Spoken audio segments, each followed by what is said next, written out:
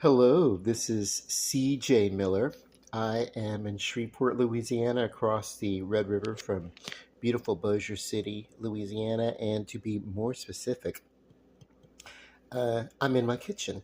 Now, I do a lot of cooking, and I do a lot of things that I do. I really, really, really try to scale back. Real simple cooking on a real simple budget. And then on top of that, most of the time, what I'm doing is a keto diet. So it's a really, I mean, it gets a little redundant. Here's some chicken with some seasoning and no additional salt and no honey glazes, that kind of stuff. So a lot of times just straight up herb, whatever kind of dry herbs that I have, to reduce um, sugars and things like that.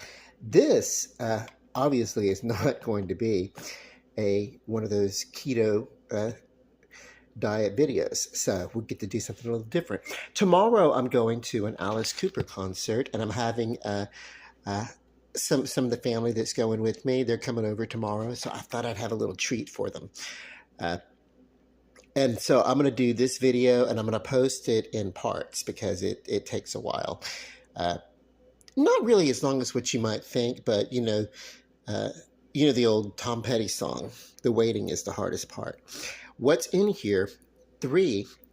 It's a quick bread recipe, so that's what I like about it. And I made a couple of modifications because I do like to use a double leavening, whereas this recipe calls for um, an all-purpose flour. I like to use a self-rising flour in addition to the yeast.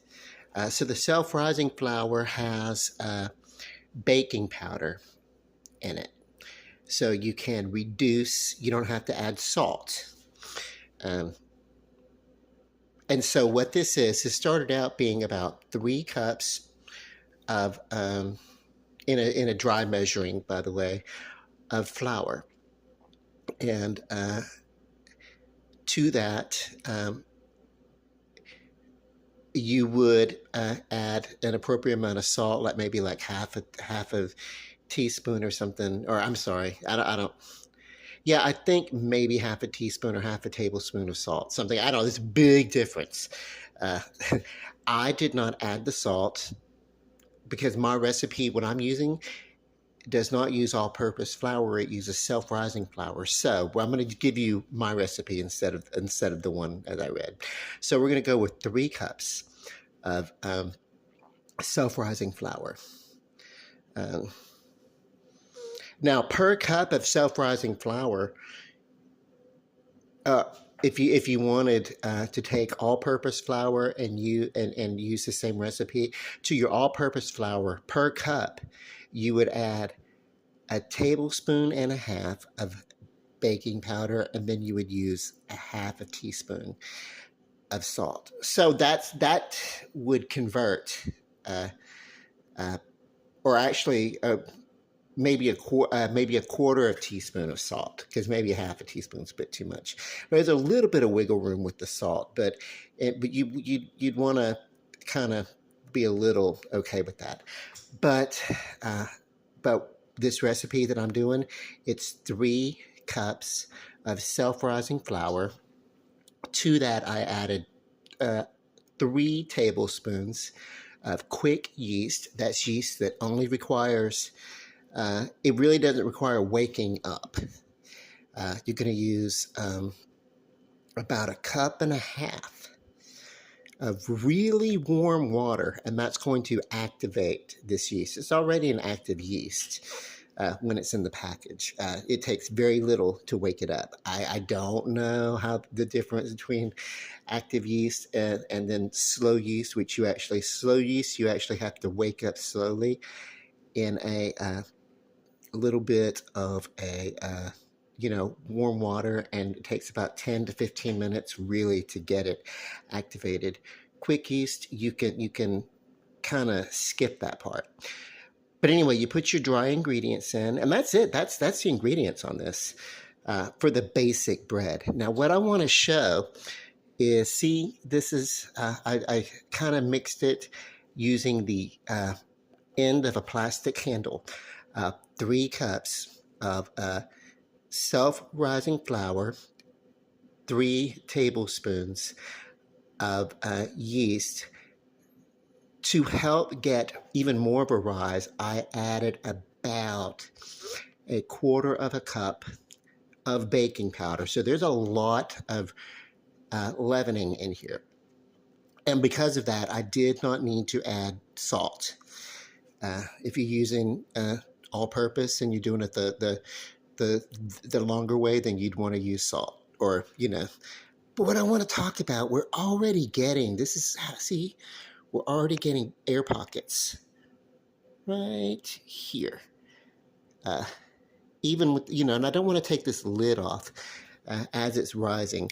This will rise for as long as we kind of let it. Once it rises to its full potential, it will kind of decrease on its own a little bit. What happens is, and the reason why there's no sugar in here, is that once this rises to its capacity, then what happens with the enzyme from the yeast that I've added will start going to work on the starches that it's in contact with in the bread, and it will start a chemical reaction where it's changing the starch into some sugars, and then from there, that sugar is going to further react with some components within the yeast, and it's going to change into it's going to change into an alcohol and carbon dioxide. The alcohol, that is a process in every bread. The alcohol bakes out. So alcoholics, yes, you can have bread. So alcohol bakes out, and then the carbon dioxide, stays within the bread, and that's what fills the air pockets, and then of course gradually, bakes out. But yeah. So as we're sitting here talking, this rising of the bread is great. We want to let this rise until the stickiness, the wet stickiness on top, becomes to where it becomes dough-like, and that it's almost not wet anymore. That it would feel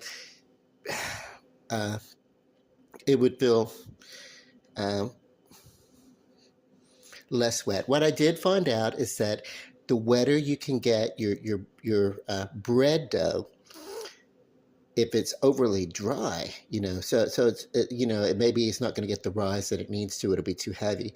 So you want your dough to be wet.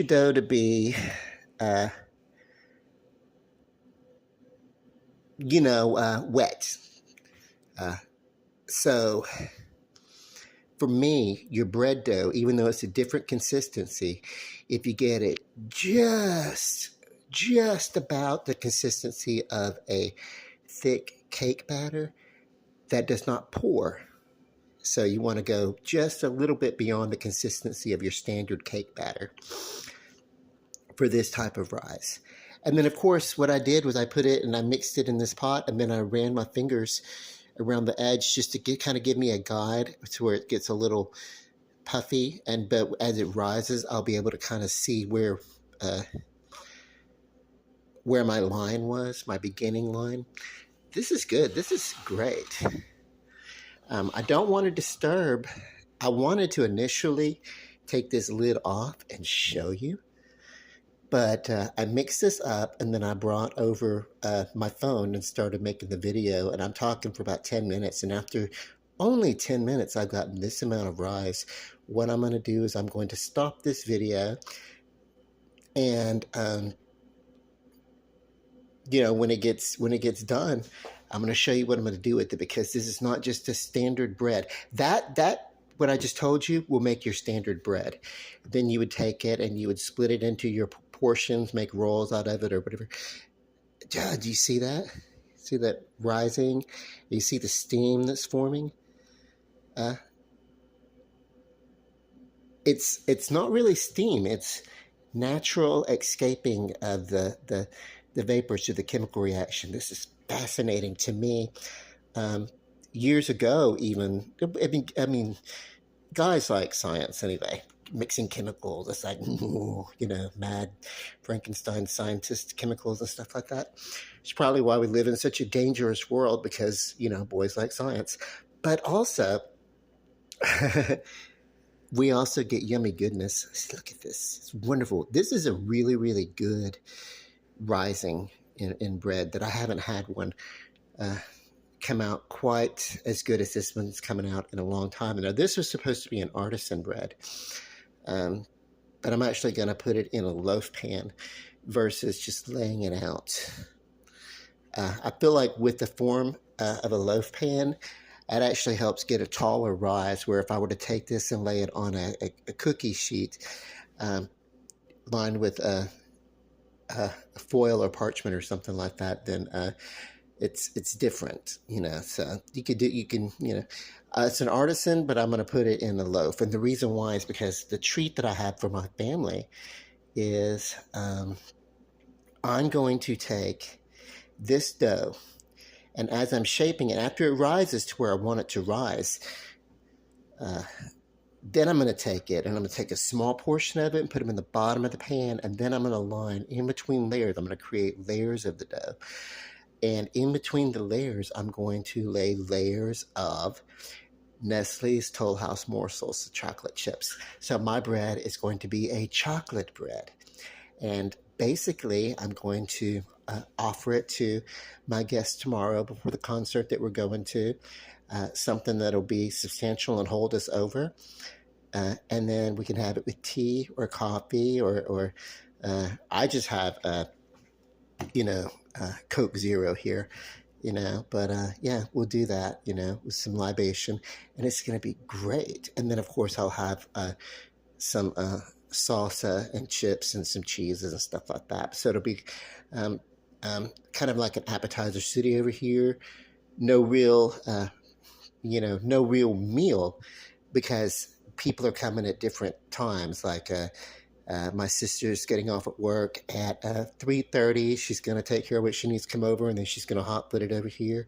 And we may, depending upon time, decide to step out and grab a burger somewhere, or we might decide to eat at the venue or whatever, But yeah, I definitely have company coming, and as they sit around, one thing you can do to if you have company coming for whatever reason and you don't want there to be too much of a lull, even as people are going about and getting it and everything like that, doing what they have to do, visiting, whatever.